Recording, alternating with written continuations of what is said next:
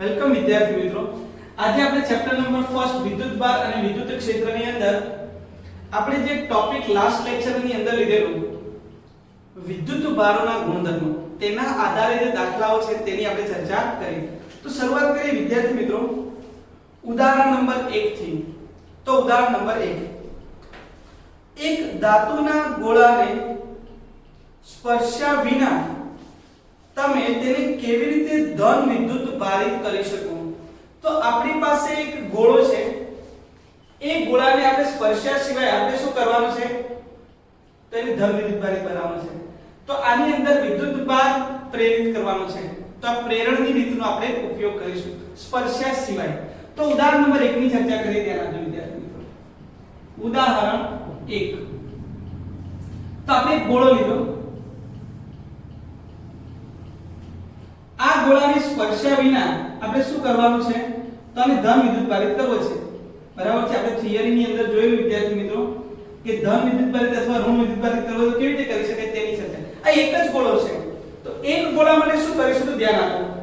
ધારો કે આને ધન વિદ્યુત ભારિત કરવો છે, તો હું અહીંયા એની બાજુમાં નજીક આ પ્લાસ્ટિકનો સળિયો લાવું છું જે ઋણ વિદ્યુત ભારિત છે. કયો સળિયો છે વિદ્યાર્થી મિત્રો? પ્લાસ્ટિકનો સળિયો. બરાબર છે?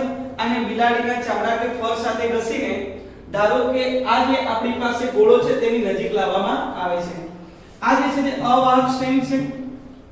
આ અવાહક સ્ટ્રિંગ સાથે આ એક ગોળાને રાખેલો છે જેને આપણે ધન વિદ્યુત ભારિત કરવો છે. શરૂઆતમાં આના ઉપર કોઈ વિદ્યુત ભાર નથી, એનો મતલબ કે તટસ્થ છે. જ્યારે હું આ પ્લાસ્ટિકના સળિયાને તેની નજીક લાવું તો આની અંદર રહેલા ધન વિદ્યુત ભાર જે છે તે પ્લાસ્ટિક તરફ આકર્ષાય છે. બરાબર છે? એક્ચ્યુઅલી શબ્દ એવો વપરાય કે અહીંયા જે ઋણ વિદ્યુત ભારો હોય તે અપાકર્ષાય, એટલે ઋણ વિદ્યુત ભારો દૂર જાય એટલે અહીંયા ધન વિદ્યુત ભાર ખુલ્લા થાય. સમજણ પડી? એટલે ઋણ વિદ્યુત કેમ કે ગતિમાન કોણ હોય? તો ઋણ વિદ્યુત ભાર જે છે તે ગતિમાન હોય, ધન વિદ્યુત ભાર ગતિ કરતા નથી. એટલે શું થયું? અહીંના બધા ઇલેક્ટ્રોન અહીંયા ગયા એટલે અહીંયા ધન વિદ્યુત ભાર ખુલ્લો થયો. હવે વિદ્યાર્થી મિત્રો જો હું આ પ્લેટને એટલે આ ગોળાની કઈ બાજુ? જમણી બાજુ ને હું ગ્રાઉન્ડિંગ કરી નાખું એટલે જમીનમાં આપી દઉં અર્થિંગ, તો બધા જ ઇલેક્ટ્રોન જે છે ત્યાં વાહકતા વડે ક્યાં ચાલ્યા જશે? તો જમીનની અંદર ચાલ્યા જશે. સમજણ પડી? આ વાહકતા વડે બધા જ ઇલેક્ટ્રોન ક્યાં ગયા? તો જમીનની અંદર ગયા. તો અહીંયાથી બધા જ ઇલેક્ટ્રોન અહીંયાથી જમીનમાં ગયા. બરાબર છે? ત્યારબાદ હું અર્થિંગને દૂર કરી નાખું. ત્યારબાદ અર્થિંગને શું કરું? દૂર. તો બધા જ ઇલેક્ટ્રોન અત્યારે ક્યાં ગયા વિદ્યાર્થી મિત્રો? તો અર્થિંગની અંદર. હવે તમે આ જે છે તે પ્લાસ્ટિકના સળિયાને દૂર કરી નાખો. જ્યાં સુધી પ્લાસ્ટિકનો સળિયો છે ત્યાં સુધી શું થશે? તો આ ધન વિદ્યુત ભાર આની તરફ આકર્ષાયેલા રહેશે. આ પ્લાસ્ટિકનો સળિયો દૂર કરો તો આ ધન વિદ્યુત ભાર જે છે તે સમાન રીતે આ ગોળા ઉપર પથરાઈ જશે. સમજણ પડી? તો વિદ્યુત ભાર રહિત ગોળો જે હતો તેને પણ આપણે આ રીતે વિદ્યુત ભારિત કરી શકીએ. તો અહીંયા ધન વિદ્યુત ભારિત કરો. ધારો કે આ વસ્તુ તમને પ્રશ્ન પૂછે કે ઋણ વિદ્યુત ભારિત કરો તો શું કરીશું? તો અહીંયા આપણે પ્લાસ્ટિકની જગ્યાએ કાચનો સળિયો મૂકીશું. કાચના સળિયાને આપણે રેશમના કપડા સાથે ઘસીએ તો આ ધન વિદ્યુત ભારિત બને. તો ધન વિદ્યુત ભારિત બને તો આ ઋણ તરફ આકર્ષાય અને આ શું થશે? ધન બનશે. તો આ કિસ્સામાં પણ તમે જ્યારે ગ્રાઉન્ડ કરો ત્યારે જમીન જે છે તે વિદ્યાર્થી મિત્રો ઇલેક્ટ્રોનનો ખૂબ જ મોટો સોર્સ છે. તો ઇલેક્ટ્રોન જે છે તે આમ પણ ગતિ કરી શકે અને આમાંથી ઇલેક્ટ્રોન જઈને આ બધા ધનને શું કરી શકે? ન્યુટ્રલ બી કરી શકે. આ ધન minus plus minus plus minus આ બધા ન્યુટ્રલ કરી નાખે. સમજણ પડી? એટલે આ ન્યુટ્રલ થઈ ગયા. હવે આને દૂર કરી નાખીએ તો માઈનસ જે છે તે સમાન રીતે આની અંદર પથરાઈ જાય. તો તમે ગોળાને ધન પણ કરી શકો, ઋણ પણ કરી શકો. આ બંને મેથડ મેં અહીંયા દર્શાવી છે. આપણી બુકની અંદર પ્રશ્ન પૂછેલો છે કે જે વિદ્યુત ભાર રહિત ગોળો છે એ ગોળાને સ્પર્શ્યા સિવાય કેવી રીતે તેને ધન વિદ્યુત ભારિત બનાવી શકાય. તો એની ચર્ચા પૂરી થઈ ગઈ. એ થિયરિટિકલ ક્વેશ્ચન છે, તમારી ભાષાની અંદર તેને લખી શકો. હવે આપણે વાત કરીએ છીએ નંબર 2. નંબર 2 અગત્યનો દાખલો છે ઉદાહરણ નંબર 2. શું પૂછ્યું છે કે એક પદાર્થમાંથી બીજા પદાર્થમાં દર સેકન્ડે 10⁹ ઇલેક્ટ્રોન જતા હોય તો બીજા પદાર્થ પર કુલ 1 કુલમ વિદ્યુત ભાર થવા માટે કેટલો સમય લાગે? આ એક પદાર્થ છે અને આ બીજો પદાર્થ છે. બરાબર છે? આની અંદર દર સેકન્ડે 10⁹ ઇલેક્ટ્રોન જાય છે, 10⁹ ઇલેક્ટ્રોન 1 સેકન્ડમાં. તો આના ઉપર 1 કુલમ વિદ્યુતભાર જમા થતા કેટલો સમય લાગે? વિદ્યાર્થી મિત્રો આના ઉપર 1 કુલમ જેટલો વિદ્યુતભાર જમા કરવો હોય તો 1 કુલમની અંદર કેટલા ઇલેક્ટ્રોન રહેલા હોય છે? તો મેં આપણે આના પહેલાના સેશનની અંદર આપણે ચર્ચા કરી હતી કે 1 કુલમ હોય તો Q બરાબર n પરથી 1 કુલમ n 1.6 10 19 તો n બરાબર 1/1.6 10 19 0.625 10 19 6.25 10 18 ઇલેક્ટ્રોન્સ. સમજાય પડે છે? તો 1 કુલમ વિદ્યુતભાર ધરાવતા પદાર્થમાં રહેલા ઇલેક્ટ્રોનની સંખ્યા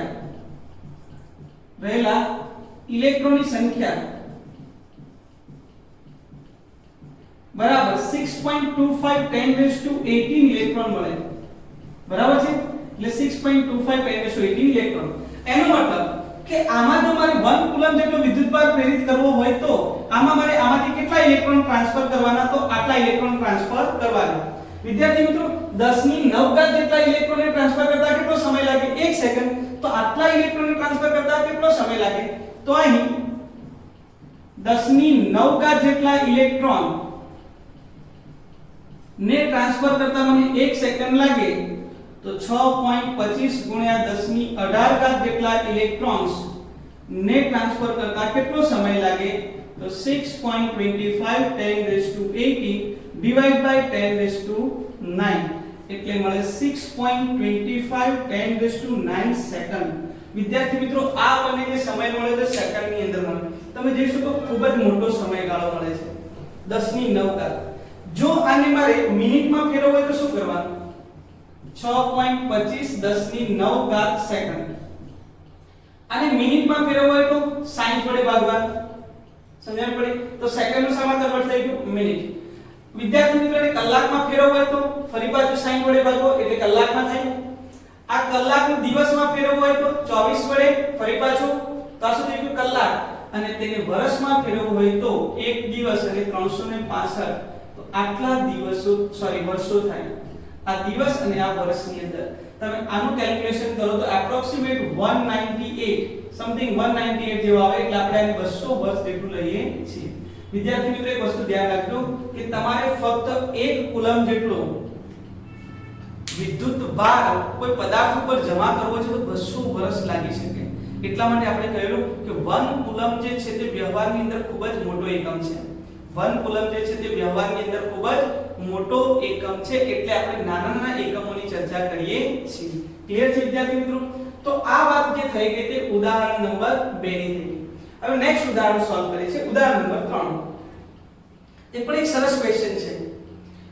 એક પ્યાલા પાણીમાં કેટલા ધન અને ઋણ વિદ્યુતભારો હશે? સમજણ પડે છે? એક ગ્લાસમાં પાણી છે તો એની અંદર કેટલા ધન વિદ્યુતભારો હશે અને કેટલા ઋણ વિદ્યુતભારો હશે? વિદ્યાર્થી મિત્રો આમ જોવા જઈએ તો જનરલ ક્વેશ્ચન થઈ જાય. પણ આપણે એવું માની લઈએ કે એક ગ્લાસ જે છે તેમાં પાણી છે તેનો જથ્થો જે છે તે 250 ગ્રામ છે. બરાબર છે? અને આ 250 ગ્રામ પાણી જે છે તેમાં રહેલા આપણે ધન અને ઋણ વિદ્યુતભારોની આપણે સંખ્યા શોધીશું. તો ધ્યાન આપજો. ધારો કે આપણે એવું લઈ લઈએ કે આપણે જે પ્યાલામાં પાણી છે તેનું દળ આપણે ધારો કે 250 ગ્રામ લઈએ છીએ અને ત્યારબાદ આપણે ગણતરી કરીએ. ધારો કે પ્યાલામાં રહેલા પાણીનું દળ 250 ગ્રામ છે. હવે એમાં ધન કે ઋણ વિદ્યુતભાર શોધવા છે તો વિદ્યુતભાર Q બરાબર Ne. એનો મતલબ કે તેમાં રહેલા ઇલેક્ટ્રોન અને પ્રોટોનની સંખ્યા શોધવી પડે.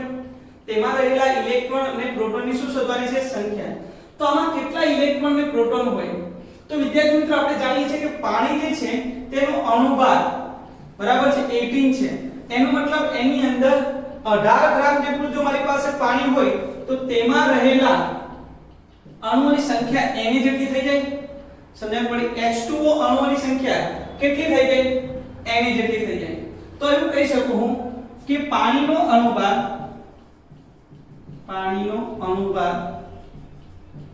18 છે બરાબર છે અણુભાર કેટલો છે 18 એનો મતલબ એવો થયો કે 18 ગ્રામ જેટલા પાણીની અંદર H2O અણુની સંખ્યા કેટલી n જેટલી હોય તો આપણી પાસે 250 ગ્રામ છે તો તેમાં H2O ની સંખ્યા કેટલી બરાબર છે તો પાણીના અણુઓની સંખ્યા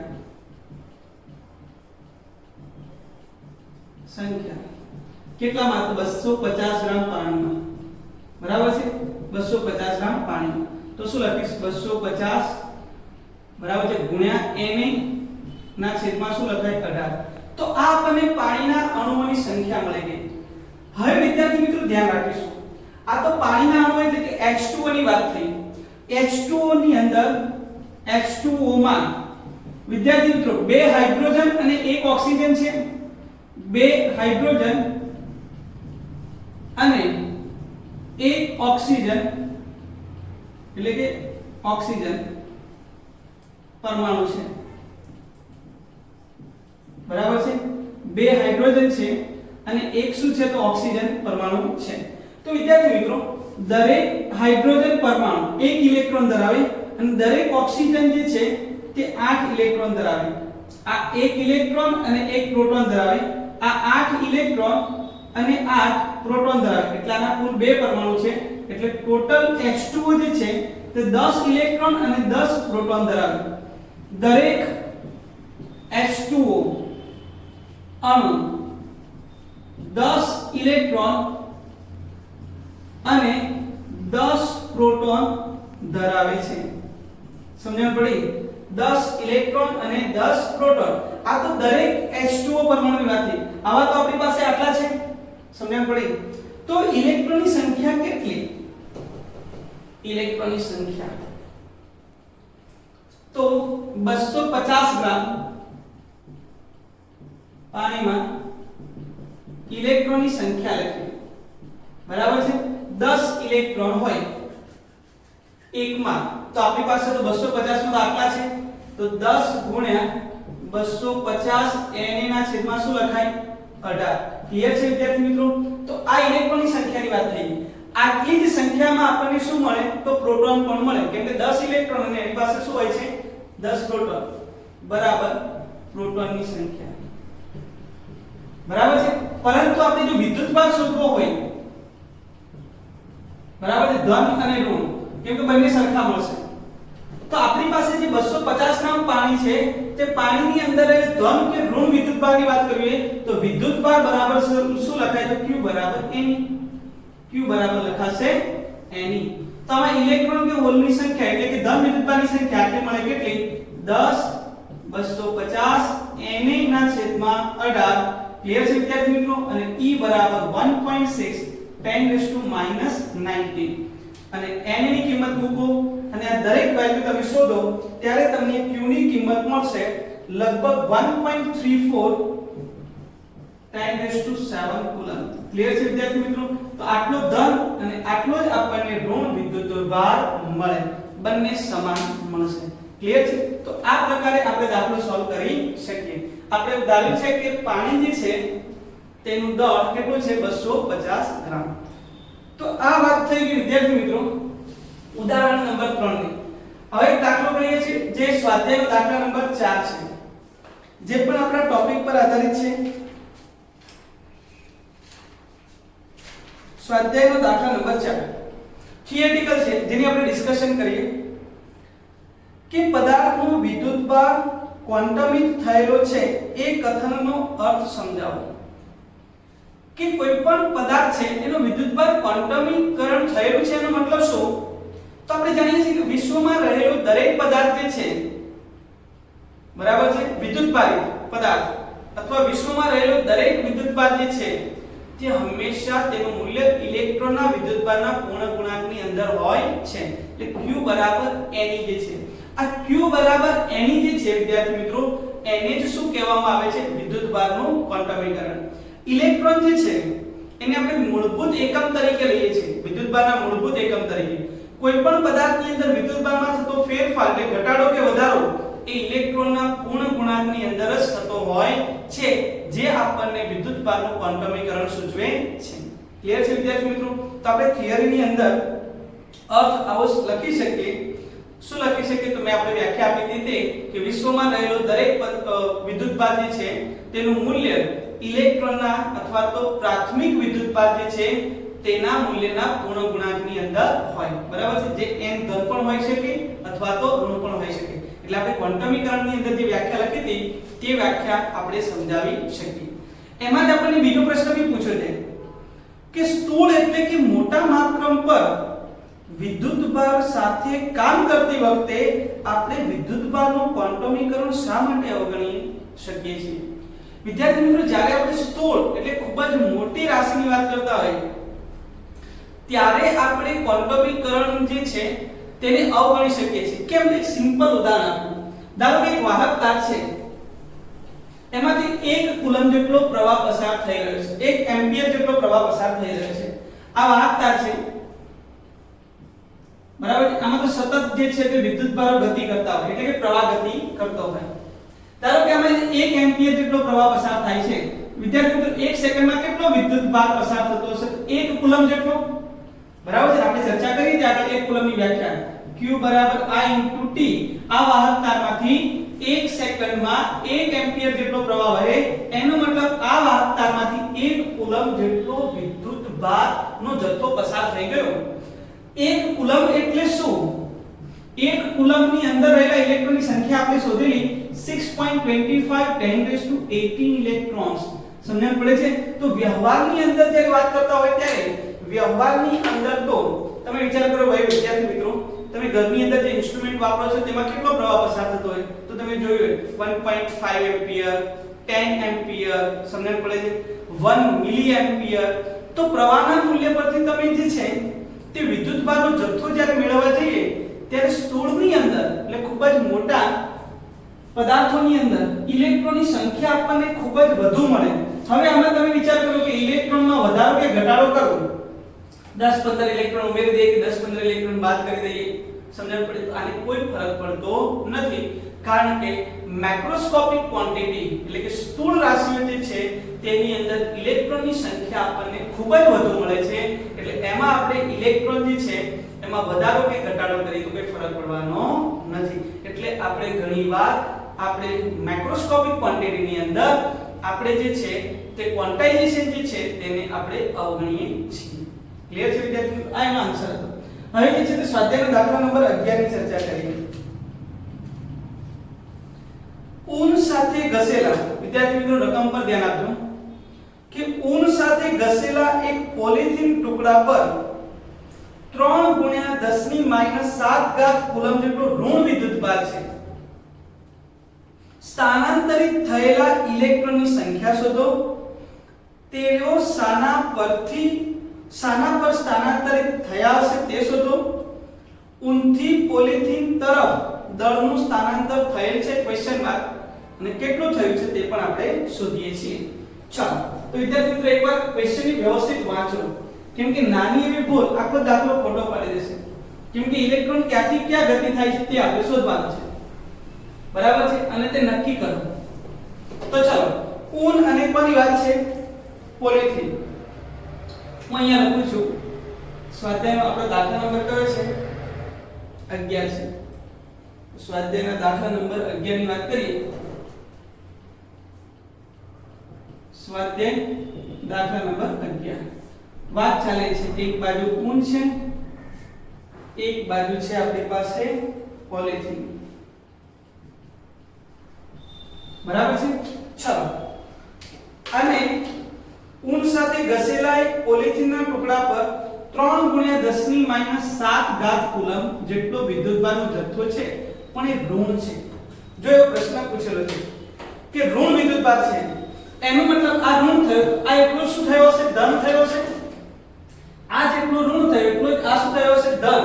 એનો મતલબ આને ઇલેક્ટ્રોન ગુમાવે, આને ઇલેક્ટ્રોન શું કરે? મેળવે. એટલે આ ઇલેક્ટ્રોન આમથી આમ ગયા, એટલે આમાં ઇલેક્ટ્રોનની સંખ્યા ઘટી, આમાં ઇલેક્ટ્રોનની સંખ્યામાં શું થયો? વધારો. એટલે જ તો પોલિથીન જે છે ને તે કેવો બને છે? ઋણ બને છે. હવે શું પ્રશ્ન પૂછ્યો? સ્થાનાંતરિત થયેલા ઇલેક્ટ્રોનની સંખ્યા શોધો. અને તેઓ શાના પરથી શાના પર સ્થાનાંતરિત થયા છે તો અહીં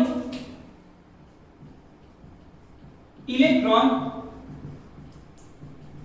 ઊન પરથી પોલિથીન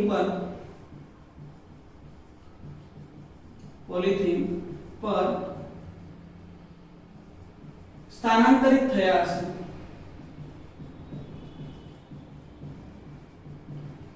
બરાબર છે, કારણ કે તે કેવું બને છે, ઋણ બને છે। હવે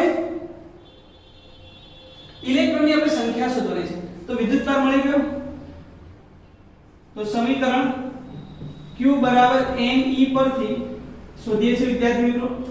બરાબર છે, આ ઋણ જે છે તે ઇલેક્ટ્રોન સૂચવે છે, મૂલ્ય કેટલું તો 3 × 10⁻⁷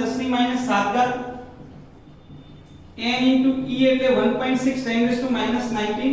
જો તમે અહીંયા માઈનસ લેતા હો તો આ ઇલેક્ટ્રોન પણ કેવો લેજો માઈનસ, તો માઈનસ માઈનસ કેવું થઈ જશે પ્લસ। હું બંને બાજુ મૂલ્ય લઉં તો આ પણ પ્લસ આ પણ પ્લસ, n આપણને ધન મળે, એ સંખ્યા દર્શાવે છે। બરાબર છે, n = 3 × 10⁻⁷ ડિવાઇડ બાય 1.6 10⁻⁹। આનો આન્સર વિદ્યાર્થી મિત્રો આપણને મળે 1.875 10⁻12 એપ્રોક્સિમેટ લખો તો લખાય 2 × 10⁻12 ઇલેક્ટ્રોન્સ। આટલા ઇલેક્ટ્રોન્સ જે છે તે ઊન પરથી ક્યાં ગયા તો પોલિથીન પર ગયા। બરાબર છે, ક્યાંથી ક્યાં ગયા અને કેટલા ગયા તેની આપણે ચર્ચા કરી। હવે વિદ્યાર્થી મિત્રો બીજો પ્રશ્ન છે કે દળનું સ્થાનાંતર થયેલું છે। બરાબર છે, તો હવે તમે વિચાર કરો કે દળનું સ્થાનાંતર ક્યાં થયું, પહેલા ઓપ્શન, બીજા ઓપ્શનમાં, તો અહીં ઇલેક્ટ્રોન ઊનથી પોલિથીન તરફ સ્થાનાંતરિત થાય છે, માટે અહીંયાથી ઇલેક્ટ્રોન ઘટી ગયા એટલે આમાં દળમાં ઘટાડો થયો, આના દળમાં શું થયો વધારો, માટે ઊનના દળમાં ઘટાડો જ્યારે પોલિથીન ના દળમાં વધારો થાય છે।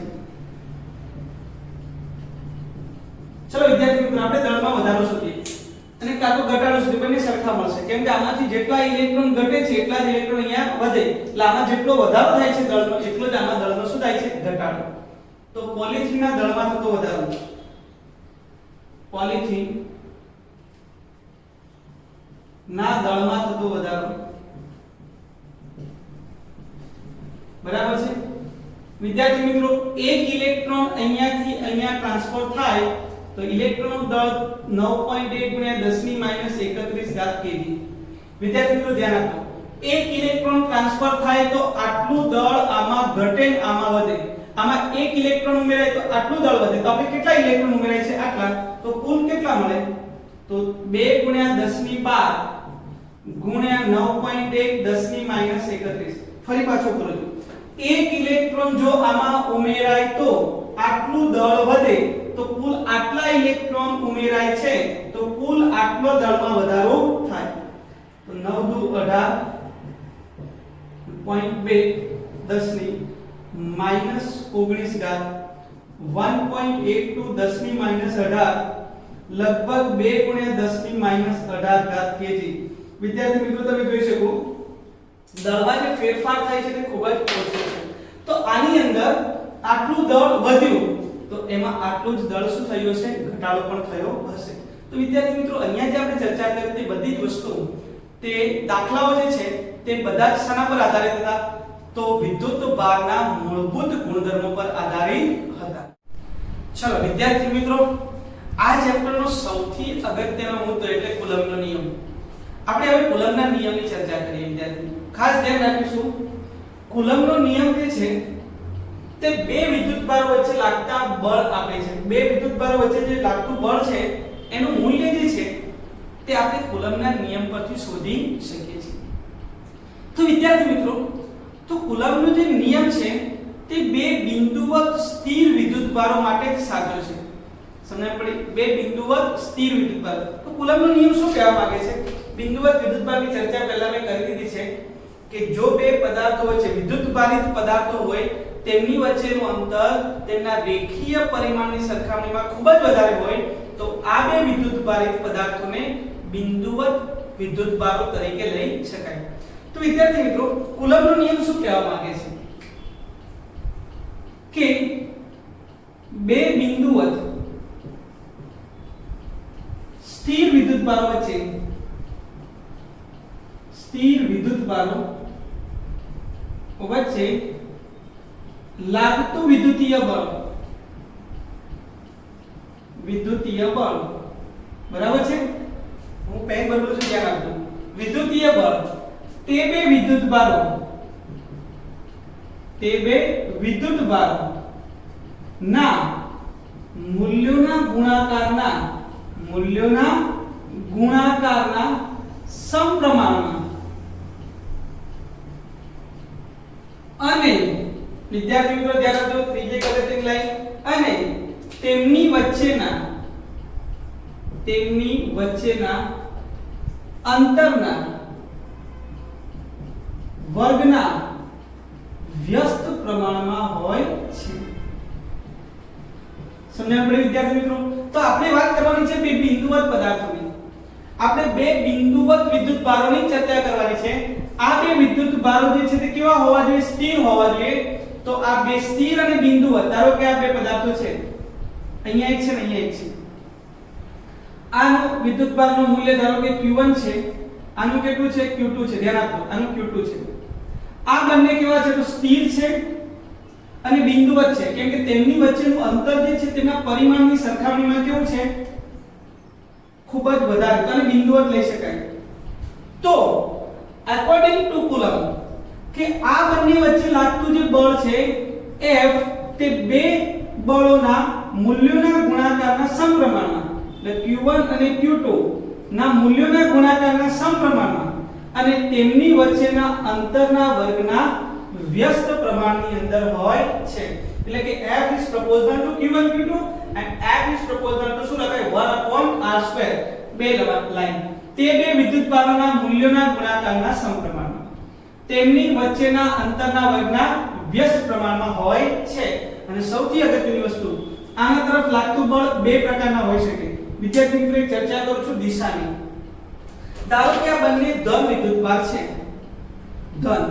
તો હવે મને એમ કહો કે આના પર લાગતું બળ, આ ધન અને આ ધન એટલે અપાકર્ષી હોય એટલે દૂર તરફ જાય. ધારો કે આ ઋણ હોત તો આના પર કઈ બળ લાગતે? આકર્ષિત, આ દિશામાં જાય. એનો મતલબ જે બળની દિશા છે તે હંમેશા આ બે પદાર્થોને જોડતી રેખા પર હોય છે. તેમજ આ બળની દિશા તે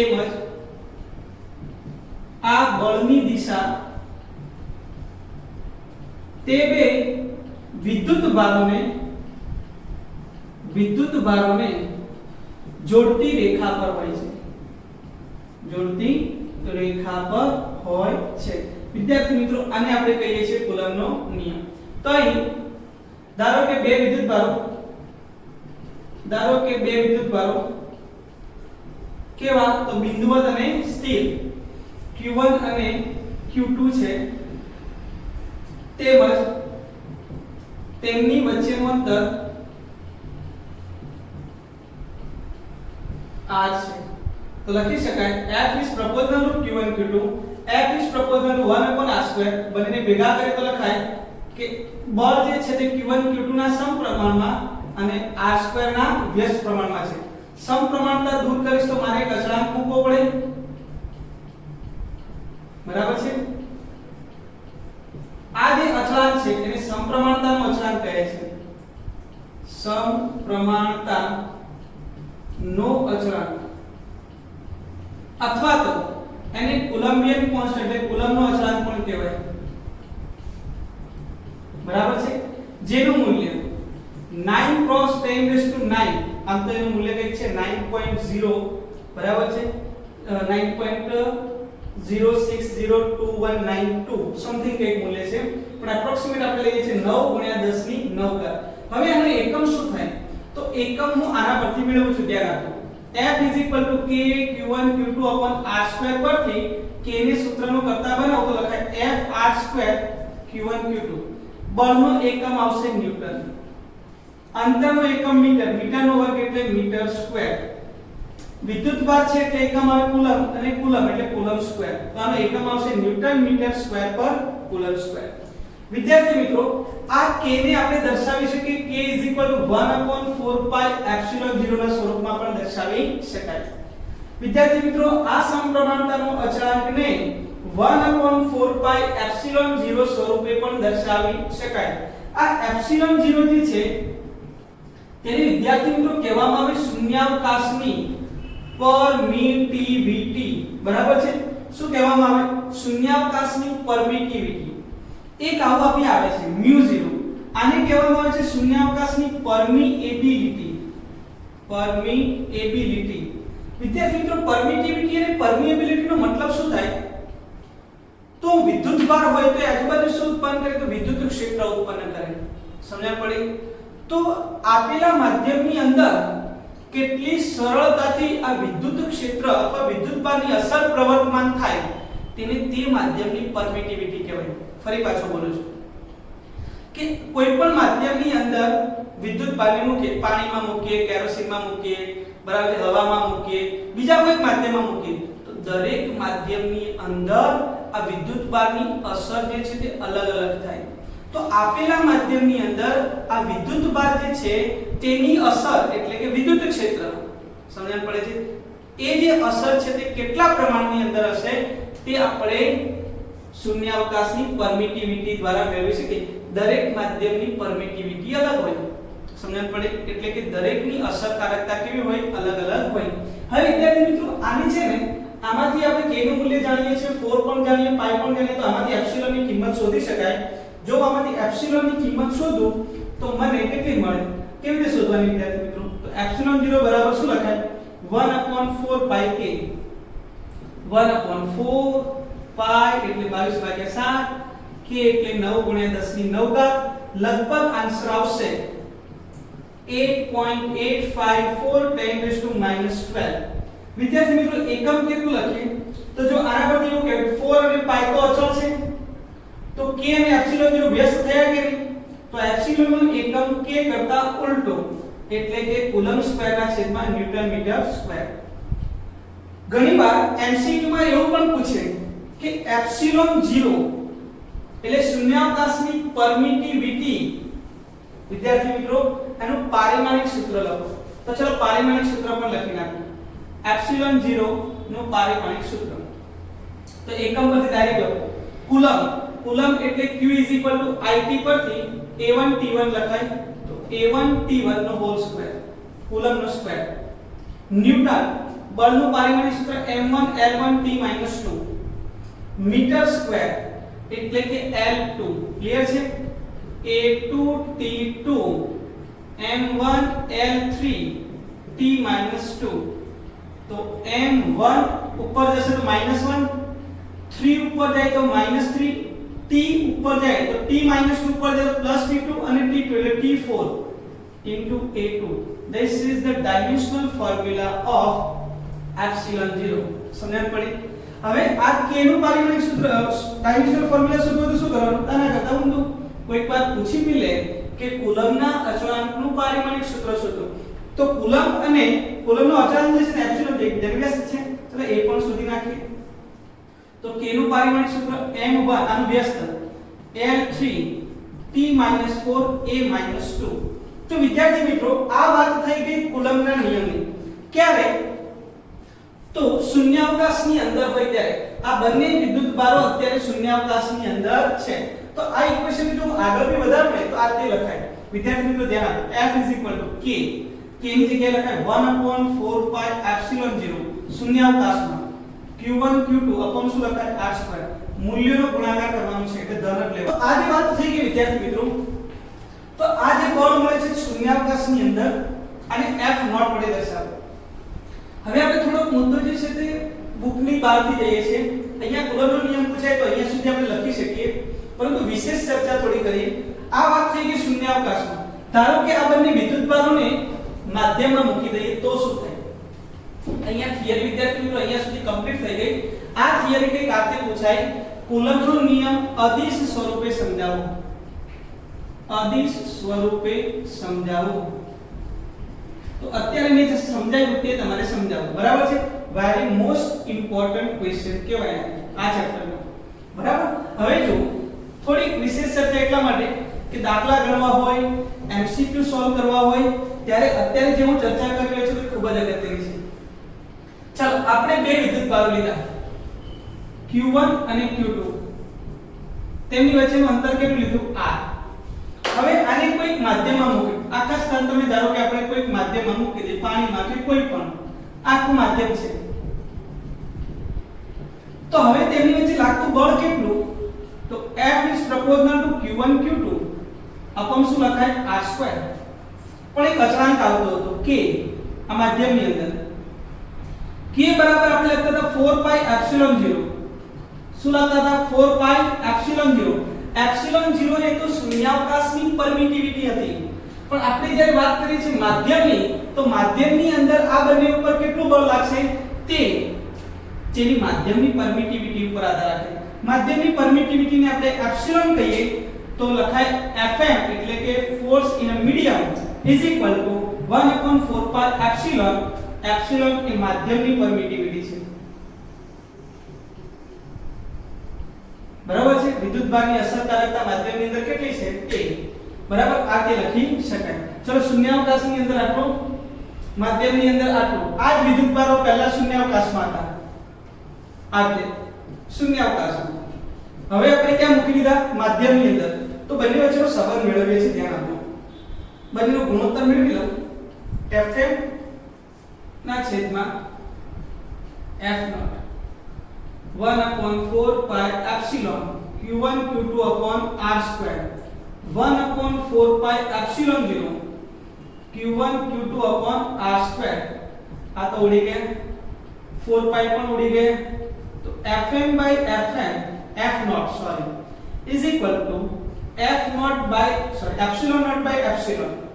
તો વિદ્યાર્થી મિત્રો આનું વ્યસ્ત કરી નાખીએ તો લખાય F0 by Fm is equal to epsilon by epsilon naught. Very most important. Epsilon by epsilon 0 ને સાપેક્ષ પરમિટિવિટી કહે છે. શું કહે છે? સાપેક્ષ પરમિટિવિટી. કેમ કે આ માધ્યમની પરમિટિવિટી છે. કોની સાપેક્ષ છે? તો શૂન્યાવકાશની પરમિટિવિટીની સાપેક્ષ છે. તો આ સાપેક્ષ પરમિટિવિટી, આ ગુણોત્તર સાપેક્ષ પરમિટિવિટી દર્શાવે છે. એટલે એને કહેવામાં આવે રિલેટિવ પરમિટિવિટી. બરાબર છે? માધ્યમની પરમિટિવિટી શૂન્યાવકાશની સાપેક્ષે, આને કહેવામાં આવે સાપેક્ષ પરમિટિવિટી અથવા તો K ને કહેવામાં આવે માધ્યમનો ડાઇલેક્ટ્રિક અચળાંક. ડાઇલેક્ટ્રિક અચળાંક. થોડું ધ્યાન આપીશું વિદ્યાર્થી મિત્રો. આને કહેવામાં આવે ડાઇલેક્ટ્રિક અચળાંક. આ K અને આ K અલગ છે. આ K કુલમ્બનો અચળાંક છે, આ K છે તે ડાઇલેક્ટ્રિક અચળાંક છે. ડાઇલેક્ટ્રિક અચળાંક અલગ અલગ માધ્યમ માટે અલગ અલગ હોઈ શકે. કુલમ્બનો અચળાંક ફિક્સ 9 × 10⁹. એટલે આ બંને K ની અંદર કોઈ કન્ફ્યુઝન હોવું જોઈએ નહીં. હવે જો ધ્યાન આપો, આની જગ્યાએ આપણે K લખી નાખીએ તો Fm ના છેદમાં F0 is equal to, બરાબર છે, F0 by અહીંયા લખું છું F0 by Fm. આને સરખાવીએ તો લખાય K. તો Fm બરાબર એવું લખાય કે F0 by K. આનો મતલબ શું થયો કે બે વિદ્યુતભારો વચ્ચે માધ્યમમાં લાગતું બળ એ શૂન્યાવકાશમાં લાગતા બળ કરતા શું છે? K માં ભાગનું છે. એનો મતલબ બળના મૂલ્યમાં શું થઈ ગયું? ઘટાડો થઈ ગયો. બરાબર છે? ધારો કે ડાઇલેક્ટ્રિક અચળાંક 2 હોય તો એનો મતલબ બળ અડધો થઈ જાય. શૂન્યાવકાશ કરતા કેટલું થઈ જાય? અડધું. જો ડાઇલેક્ટ્રિક અચળાંક 4 હોય તો એનો મતલબ કે જે બળ છે તે કેટલા ભાગનું થયું? ચોથા ભાગનું થયું. તો વિદ્યાર્થી મિત્રો આ જે છે તે કુલમ્બના નિયમનું અદિશ સ્વરૂપ જે છે તે અહીંયા કમ્પ્લીટ થયું. ક્લિયર છે વિદ્યાર્થી મિત્રો? આની અંદર જ આપણે વધારે ડિસ્કશન કરીએ છીએ. વિશેષ પ્રશ્નની અંદર એવો પ્રશ્ન પૂછે છે કે આ કુલમ્બનો નિયમ જે છે તે સાબિત કેવી રીતે કરવામાં આવ્યો? તો આપણી બુકની અંદર આ જે ડિસ્કશન છે તે પણ આપેલું છે કે સાબિત કેવી રીતે કર્યું. તો એને અલગ અલગ પ્રયોગો કર્યા જે આપણી બુકમાં દર્શાવ્યા છે. આમ આ પ્રયોગ જે છે તે એટલો બધો અગત્યનો ક્વેશ્ચન ન કહી શકાય, પણ આપણે એને સમજીએ છીએ કે એને પ્રયોગ શું કર્યો. તો એને એક વિદ્યુત ભારિત પદાર્થ લીધો. ચલો વિદ્યાર્થી મિત્રો, હવે આપણે સમજીએ કે આ કુલમ્બનો નિયમ કુલમ્બે સાબિત કેવી રીતે કર્યો તેની ચર્ચા કરીએ. તેને શું કર્યું કે વિદ્યુત ભારિત ગોળો લીધો, આના ઉપર વિદ્યુત ભાર ધારો કે q છે, અને બીજો એક ગોળો લીધો જે વિદ્યુત ભાર રહિત છે એટલે 0 કુલમ્બ છે. આને હું કહી દઉં એક નંબરનો ગોળો અને કીધો બીજો. હવે આ બંનેને એકબીજાના સંપર્કમાં લાવીને છૂટા પાડીએ. સંપર્કમાં લાવીને છૂટા પાડો તો વિદ્યુત ભાર સરખો એકબીજા પર વહેંચાઈ જાય. એટલે આ પણ q/2 થઈ જાય, આ પણ q/2 થઈ જાય. હવે શું કર્યું તો આ બીજો ગોળો હતો એને ફરી પાછો આપણે શું કર્યું તો વિદ્યુત ભાર રહિત ગોળાના સંપર્કમાં લાવ્યો. એના સંપર્કમાં લાવો એટલે વિદ્યુત ભાર રહિત ગોળાના સંપર્કમાં તો ફરી પાછો અડધો અડધો વહેંચાઈ જાય એટલે થઈ જાય q/4 અને q/4. હવે આ જે ગોળો છે બીજો એને ફરી પાછો બીજા એક વિદ્યુત ભાર રહિત ગોળાના સંપર્કમાં લાવો તો આના પર થઈ જાય q/8 અને આના પર થઈ જાય q/8. તો આ તેને q/2 q/4 q/8 આવા અલગ અલગ વિદ્યુત ભારિત ધરાવતા ગોળાઓ લીધા. પહેલા એને પ્રયત્ન શું કર્યો તો બે વિદ્યુત ભારિત ગોળાઓ બરાબર છે જેમાં કોઈ પણ વિદ્યુત ભાર q/2 છે q/4 આને ફિક્સ કરી નાખ્યા. બરાબર છે. તો પહેલા વિદ્યુત ભારને ફિક્સ કરી નાખ્યા અને તેમની વચ્ચેના અંતરોમાં ફેરફાર કર્યો. વિદ્યુત ભાર ફિક્સ બરાબર છે અને શું કર્યું તો બંને વચ્ચેના અંતરોમાં શું થયું ફેરફાર. ત્યારે જોવા મળ્યું કે બળ જે છે તે અંતરના વર્ગના વ્યસ્ત પ્રમાણમાં જોવા મળ્યું. એનું મૂલ્ય જે છે તે અંતરના વર્ગના વ્યસ્ત પ્રમાણમાં બદલાય છે. ત્યારબાદ એને બીજો પ્રયોગ કર્યો કે અંતર હવે ફિક્સ રાખીએ. બીજી એક્સરસાઇઝ એમાં એવું કહ્યું કે અંતર ફિક્સ અને હવે અહીંયા મૂલ્યના અંદર ફેરફાર કરવા માંડ્યો.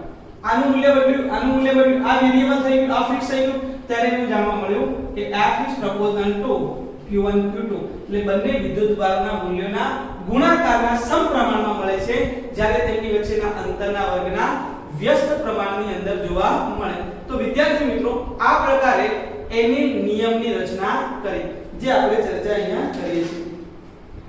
વિદ્યાર્થી મિત્રો તો આ જે વાત થઈ ગઈ તે કુલમ્બના નિયમની વાત. પણ એક વસ્તુ ખાસ ધ્યાન રાખવાની કે કુલમ્બનો નિયમ ક્યારે વાપરી શકાય તો કુલમ્બનો નિયમ જે છે તે બિંદુવત વિદ્યુતભારો હોય તો જ સાચો છે. કુલમ્બનો નિયમ સ્થિર વિદ્યુતભારો હોય તો જ સાચો છે. સમજ પડી? હવે કુલમ્બના નિયમની મર્યાદાઓ સમજી લઈએ. કેમ કે આ વસ્તુ આવડતી હશે ને તો દાખલા અમુક એવા કોમ્પ્લિકેટેડ ક્વેશ્ચન પૂછાય કે જેમાં આપણને ખૂબ અઘરો પડી જાય. કેમ તો એક પ્રશ્ન કરીએ છીએ અને સમજીએ છીએ. આની મર્યાદાઓ લખીએ. કુલમ્બના નિયમની મર્યાદાઓ બરાબર છે. પહેલું કે કુલમ્બનો નિયમ જે છે તે બિંદુવત સ્થિર વિદ્યુતભારો માટે સાચો છે. માટે જ સાચો છે. સમજણ પડી? ગતિમાન વિદ્યુતભાર હોય તો તેના માટે આપણે આ રીતે બળ મેળવી શકતા નથી. સ્થિર વિદ્યુતભારો માટે સાચો છે. ત્યારબાદ બિંદુવત વિદ્યુતભારો માટે સાચો છે અને બીજું સ્થિર પણ હોવા જોઈએ. સ્થિર વિદ્યુતભારો માટે સાચો છે. બિંદુવત પણ હોવા જોઈએ અને સ્થિર પણ હોવા જોઈએ. જો બિંદુવત હોય પણ સ્થિર ન હોય તો ના ચાલે. સ્થિર હોય પણ બિંદુવત ન હોય તો પણ ચાલશે નહીં. એ બિંદુવત પણ હોવા જોઈએ અને સ્થિર પણ હોવા જોઈએ. પહેલી લિમિટેશન બિંદુવત વિદ્યુતભારો માટે કુલમ્બનો નિયમ સાચો છે. સ્થિર વિદ્યુતભારો માટે જ કુલમ્બનો નિયમ સાચો છે. ત્રીજી વસ્તુ કે કુલમ્બનો નિયમ જે છે તે બે વિદ્યુતભારો વચ્ચે 10⁻15 કરતા ઓછા અંતર માટે શક્ય નથી એટલે વાપરી શકાતો નથી. સમજ પડી? આના કરતા ઊંધું કે કુલમ્બનો નિયમ બે વિદ્યુતભારો વચ્ચે 10⁻15 મીટર કરતા વધુ અંતર માટે જ લાગુ પાડી શકાય.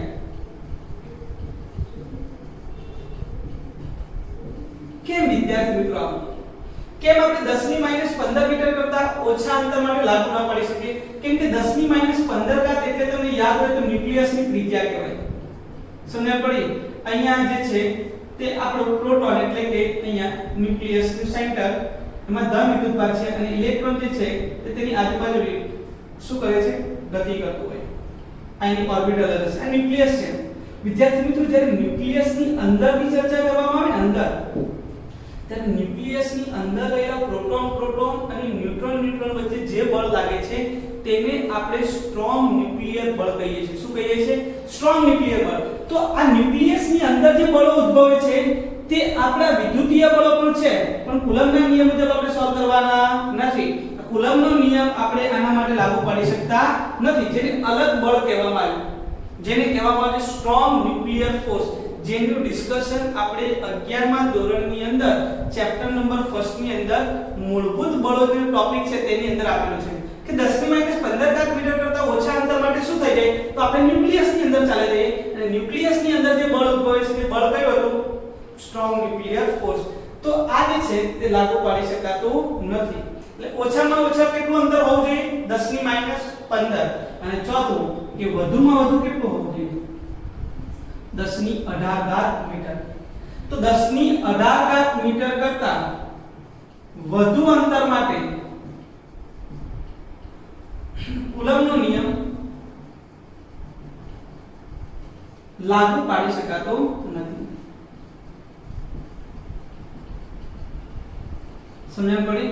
આપણે 1018 મીટર સુધી જ આપણે લાગુ પાડી શકીએ, કારણ કે f is proportional to 1/r² છે. જેમ જેમ તમે અંતર વધારતા જશો તેમ તેમ તેના મૂલ્યમાં શું થતો જશે? ઘટાડો થતો જશે. અમુક હદ પછી તેમની વચ્ચે લાગતું બળ કેવું થઈ જતું હશે? વિદ્યાર્થી મિત્રો 0 થઈ જતું હશે. એટલે વધુમાં વધુ આપણે 1018 મીટર સુધી આપણે કુલમ્બના નિયમ લાગુ પાડી શકીએ. તો વિદ્યાર્થી મિત્રો અહીંયા આપણા કુલમ્બના નિયમનું અદિશ સ્વરૂપ પૂરું થઈ ગયું, જેમાં આપણે શક્ય તેટલી ડિસ્કશન કરી. હવે વિદ્યાર્થી મિત્રો જ્યારે પણ મળીશું નેક્સ્ટ સેશનની અંદર, ત્યારે નેક્સ્ટ સેશનની અંદર આપણે ડિસ્કશન કરીશું કુલમ્બના નિયમ પર આધારિત દાખલાઓની. સમજણ પડી વિદ્યાર્થી મિત્રો? તો હવે આપણે મળીશું નવા સેશનની અંદર.